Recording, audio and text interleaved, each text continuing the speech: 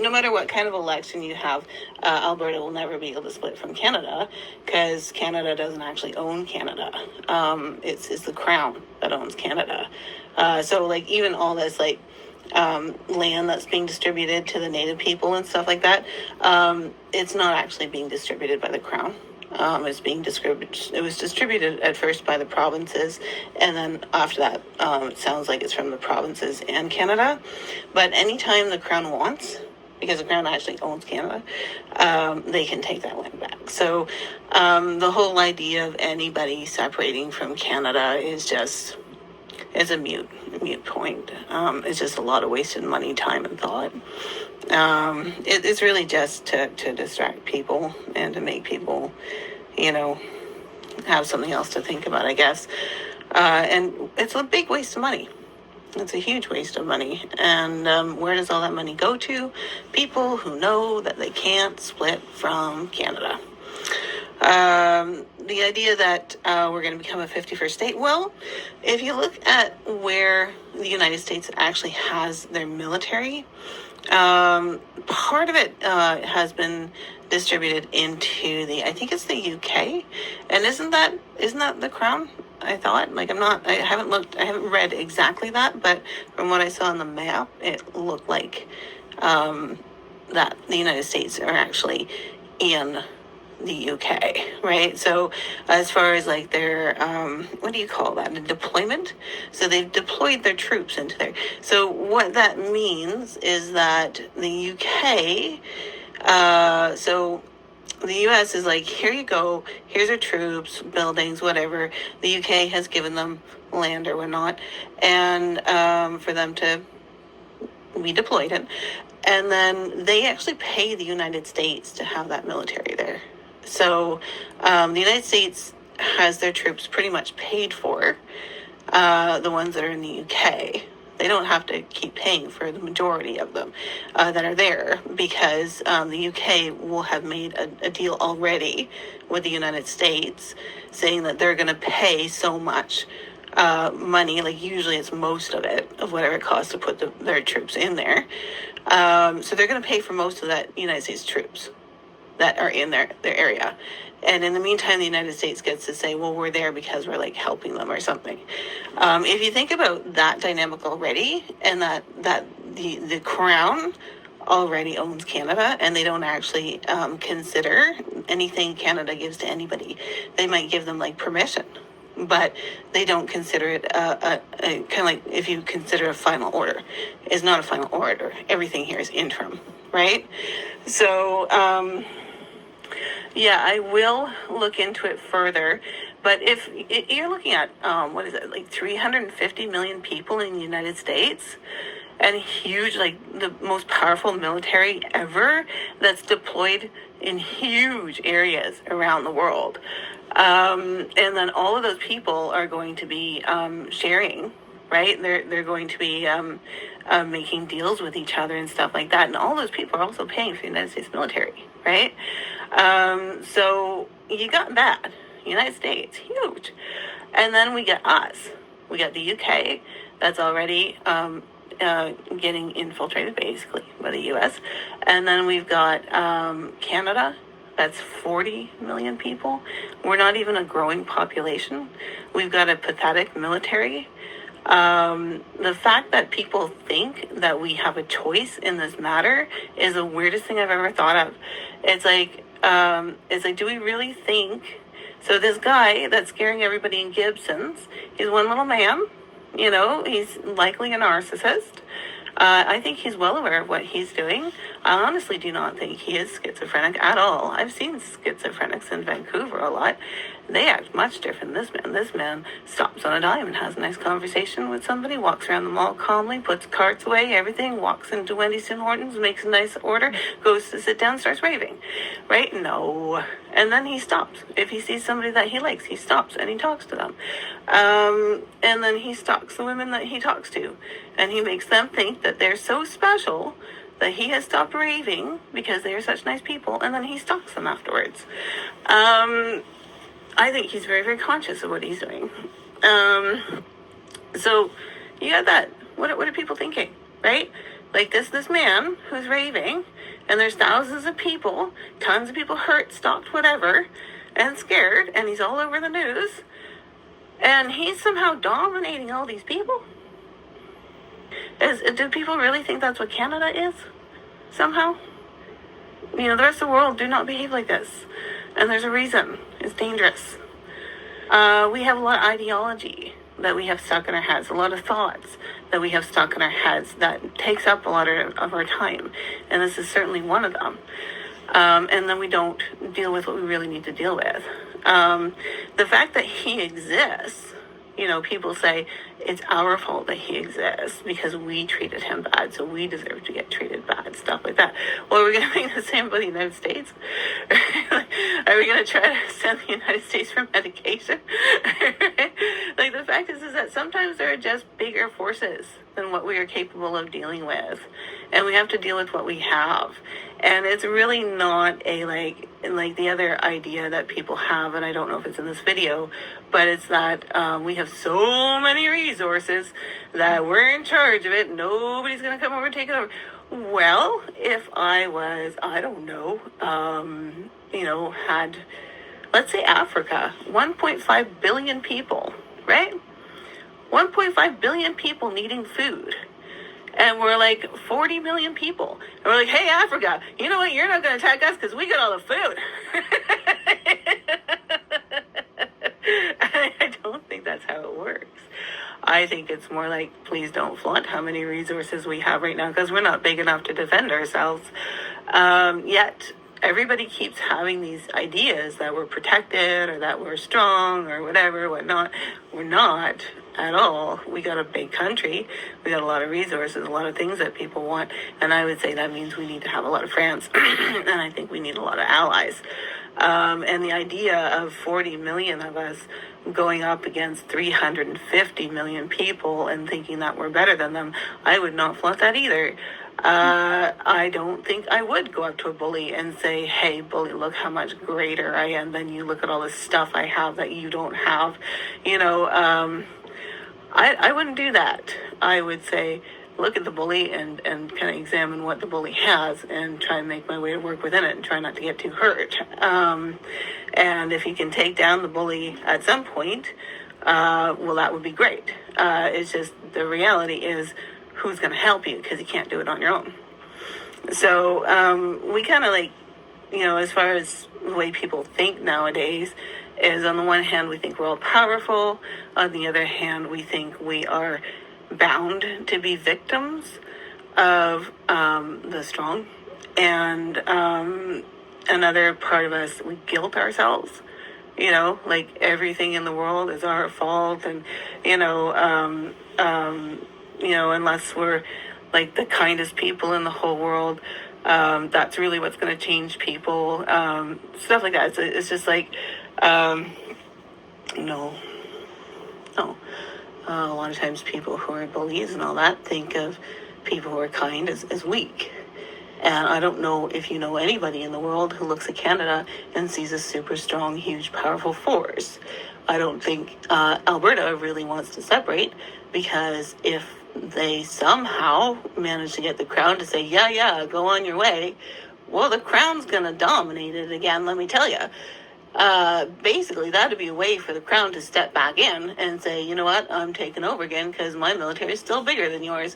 That's what they did, really. Like, when they came to Canada, when anybody came to the United States or anything, as soon as they landed on the land, they declared it as their own. There was no debate. They weren't out to like, hey, you, can I have your land? They weren't asking. No, that's not the way it worked. It was like, I'm on your land. It's mine now. You want it? Fight for it. Well, nobody fought for it. So it was never actually considered anybody's land but their own. It's still not considered that. And if Alberta separated, I would say you got a whole lot of other people looking at you. I wouldn't necessarily want that. Is Alberta protected by the United States? This time I believe so, as long as the UK is part of the Crown, the United States in there. They've got a little deal going on in there. There's more protection for Alberta than they would ever have on their own. Again, do you want Africa to look at you like a place up for grabs? I'm not so sure you really want that. You might not want the United States in, but again, one, how are you going to stop 350 million people? Two, how are you going to stop the hugest military with the hugest amount of allies in the entire world, as far as I understand? Three, how are you going to stop the Crown, who's already allied with the U.S., it looks like? Four, Canada has shown that they're allied with the United States by pairing with them as far as it comes to Ukraine, I believe. They kind of seem to donate to the same locations, from what I've read. So it looks like they're already in communication with all this. And yeah, 100%. We do have all homeless, all the stuff, yada, yada, yada, yada. We do have all of that. And that has never changed throughout history. And why hasn't it changed? Because I do believe there's always been more population than government. And as far as government goes, we're the ones paying into it. And right now, we seem to feel so freaking helpless all the time. All the time. Why do we always feel so helpless? Oh, I can't do anything because the police, we phone them over and over, and the police are like, oh, we can't do anything because you haven't filed an actual report over and over. And then the mayor's like, oh, man, if only you people had phoned the police, I'm so upset, over and over. And it's just like, holy mackerel. I write to the franchise. The franchise like, hey, we're going to take care of this. Okay. What's all the whining about then? Because there are answers out there for all of this stuff. 100% there are answers. And we all know it. We all know the answers. It's all online. Like you said, we have Google now. We didn't have it back then. We have Google now. If people look things up on their own and discussed and communicated, even if we didn't have Google, if people just communicated far and wide, their own experiences and stuff like that. I mean, your own personal experience would have gone further than the medical information that was out there, right? How much further would it have gone if you had very many other personal experiences? We need more communication. We need to stop thinking about money. We need to stop feeling helpless. And we need to stop having grandiose ideas of what we can do that'll waste our time and literally drain everybody of money. How many people in Alberta are going to be giving so much money to this cause? And like you said, it's not going to the homeless. It's not going to the impoverished. It's not going to people who need housing, nothing. It's literally going to an empty cause. And they're spreading the word, and they're hoping other people will think about the same thing and donate and all that. Well, wouldn't that be great for the government? Because none of that can actually literally happen in the minds of the Crown. And even if it did, it would be completely disastrous. Completely and utterly disastrous. Who wants all the oil in Alberta? Well, hell, if the Crown lets you guys split and says, yeah, sure, take off, get the fuck out of here, they're not going to do that. They're going to sell your country, or not your country. They're going to sell you. They're going to sell your what's it called? Province. They'll sell it. They'll sell it behind your backs and then make it look like it's your fault. It will be will likely be a lot of money. And I would look into how much is the Crown making right now, how much do they want to make, and kind of like what kinds of deals would they make for your province. Because you guys can scream, we're splitting and we voted on it. I don't know if anybody noticed, but a lot of things that people vote on don't mean a thing, right? If you think about how the natives are getting land from Richmond, from people in Richmond, literally the people in Richmond, they bought their houses, they bought the land, all that stuff, right from under their feet. They don't get anything for it, and it gets given to the natives, right? Who voted for that? Did they vote for that? Is it only the natives that get to vote? Do the natives get to vote on what happens to your land? They didn't have to? No, hell no, they didn't have to. Honestly, one politician got to decide, as far as I know. Maybe more. And in which case, that's even scarier, right? Can the bank right? Decide that your land is no longer yours. Hell yeah. All they have to do is raise the interest because they're wonderful, wonderful contracts. And how can they make these contracts? Because it was deemed okay by the government. Right? How are we signing these contracts? Do we even know what's in these contracts? No. Should it be legal to sign a contract that you don't know what's in it? No. Is it? Now it is. 100% now it is. Used to not be, I think. But now, if you are responsible to know what's in your contract, so no matter how long the contract is, no matter how incomprehensible or anything, you sign that contract now, and you're legally liable for all of it. So, there are exceptions. There are certain exceptions to those rules. However, that's the initial rule. How much do we think we actually own? Everything can get taken away from us at any point in time. The government can say, hey, your land is now a sinkhole. You have no proof of it. You don't know anything. They give you some freaking charts. They'll give you 2 weeks to get out of there. You have to leave your home, your land. You never get compensated. You have to leave all your stuff because you only have 2 weeks to pack, and you can never go back there. Well, is that you owning your land? That's a heck of a lot of power for somebody to be able to have. Somebody could probably decide the entirety of Alberta is a sinkhole and everybody's got to go, and you'd all have to abandon whether you voted to separate or not. Right? Right before the vote, entire Alberta is a huge sinkhole. Sorry, guys, get the hell out of there. Bye-bye. Wait for the looters to come. Right? So I'm going to look at that video of Alberta separating, but I just know that it's a big waste of time, effort, money, everything, and that a lot of that could be put into actually helping people.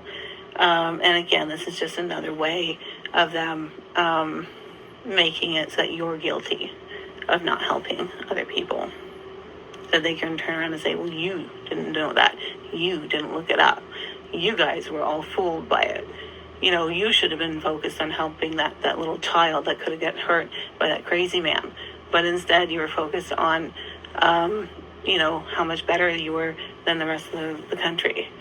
And also because of that now, I'm just giving you an example, but now, China and let's go, China, Korea, Hong Kong, and Africa. Now they all own your land and oil because they're going to come in and they're going to take what they are going to get from you because you proudly separated from the rest of Canada, from the United States, and from the UK. So yeah, I would definitely watch for that kind of stuff because, and we had that with Quebec as well, right? Quebec wants to separate. I think they've even got a party to separate. And that's the other thing you have to watch out for, is if people are getting less and less happy with the Liberals. I think the Liberals are winning legitimately. I think they're winning by buying the votes with their tax money, right? Here, bankers, there's, I don't know how many people, at least 400,000 votes right there. You give a bailout to a bank, right? Oh, great, we all got raises from the Liberal Party, yay, blah, blah. It's not rocket science. Bailout for the banks, money to the education system, a little bit of money for daycare. Everybody's so much happier. They got a little bit more for daycare. It's really not so much about just, giving money to their friends. It's really not. A lot of it, they're legitimately giving money to people who will vote. So even the housing, I know there's a housing crisis, but by making the housing crisis, Trudeau not only raised his funds from 26 million to 399 million, he also made it so that the average property, the average house in Canada, the property value went up by 250,000. Now here on the Sunshine Coast, the property value dropped by 400,000, 200,000 to 400,000. So where else? We're looking at people making millions of dollars on their property based on what Trudeau did. Do you really think they're not going to vote him in again? Because they have homes. They're not too concerned about the people who don't. if you look at all of it and where people actually made money with the Liberal Party, you realize they're actually legitimately winning these things. And it's not that the majority of Canada even like him, right? It's really not. Because I think they got like 33% of the vote in. But the fact is that the more they split the vote, the better chances that they have of winning. The Liberals are diehards. The Liberals will vote for Liberals. Die-hard Liberals, right? So what, they get 33% of the vote, and then they're losing popularity, maybe. Who knows? Because 70% of people already didn't like them, right?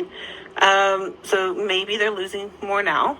All they have to do is bring another party, and that takes away more of the votes from other parties, and they've still got their diehards. It's not rocket science, and you can see it. You can actually see it happening. Right? There is another party that started up. And he's very entertaining, the guy who seems to be running the show. He's really funny, has great speeches. People love him. People love hearing about him. And then there's Pierre. People love Pierre and everything he says about, he's right. Everything he says is mostly right. No, I don't think 100% right, but mostly right. And really brings things to light for people and makes people feel enlightened and intelligent, and we're going to vote for him and stuff like that. Well, okay. But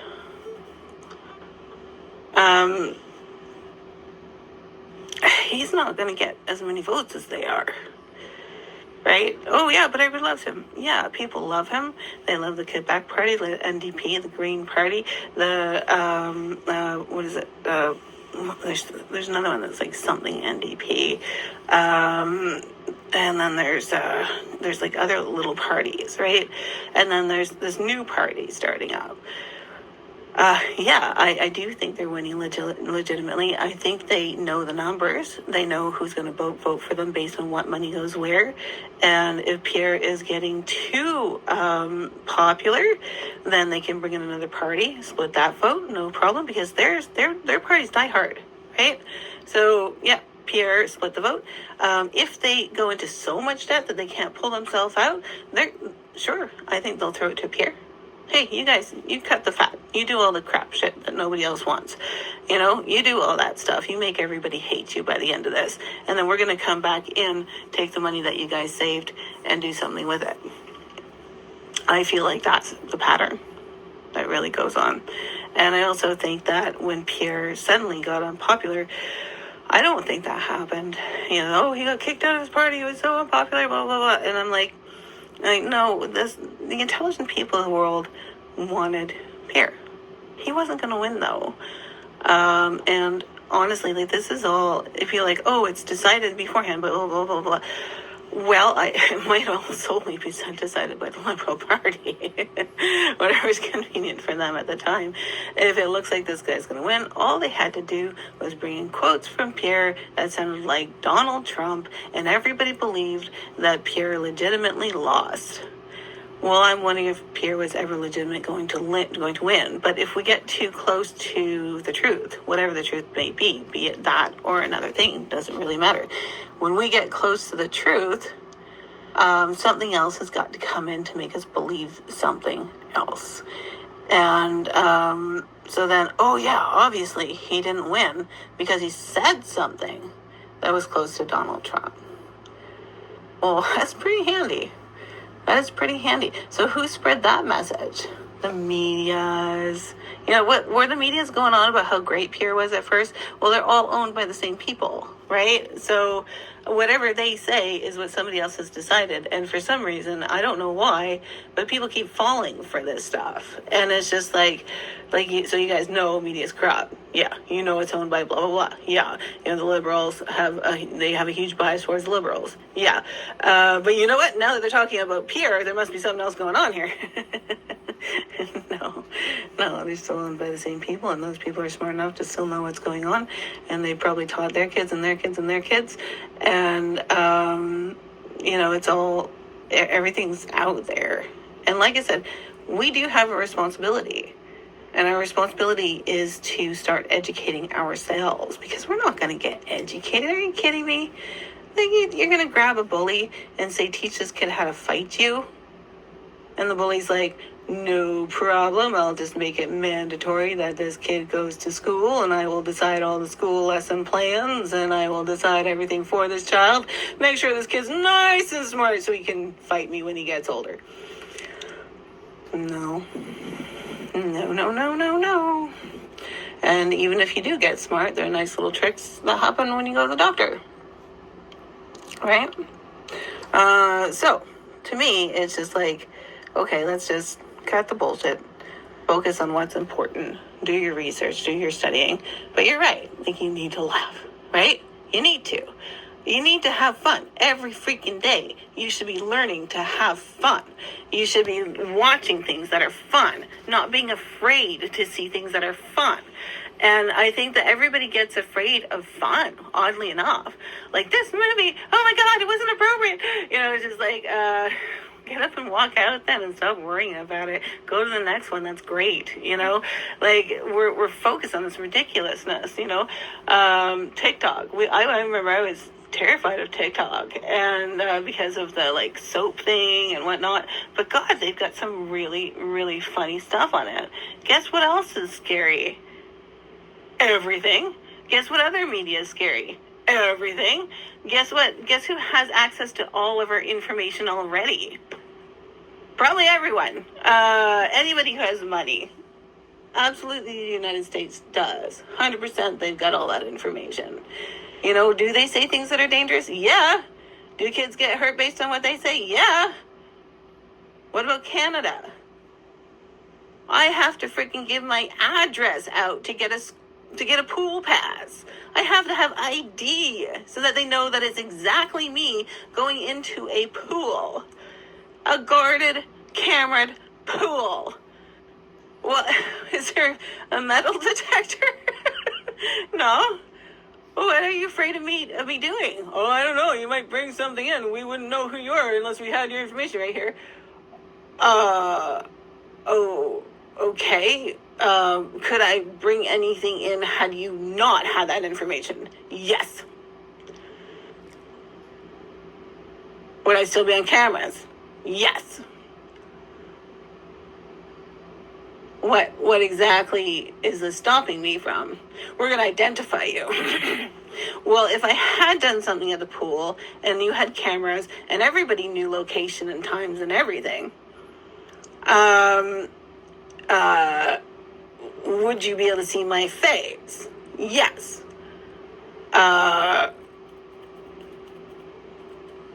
Okay. Okay. So if I walked outside and you know, maybe had like a something covering my identity, right? And got in my car and drove away, would you be able to track my car? Yes. Would you be able to do an identifier based on whatever I had covering me up? 100%. You can actually Google it.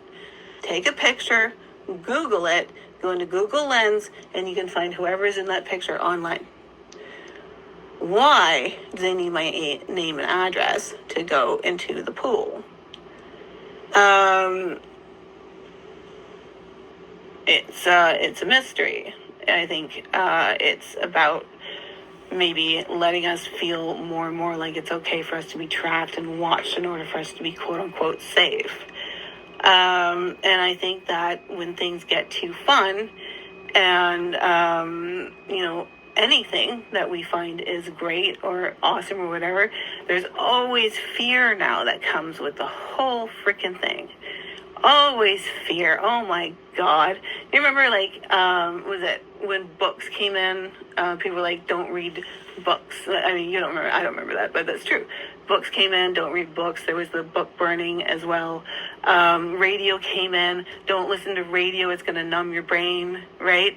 TV came in, only listen to radio and read books, don't watch TV, it's going to numb your brain. You know, media came in, don't watch media, just watch TV, listen to the radio, and read books. And then, you know, TikTok and all that came in. Well, social media is not so bad.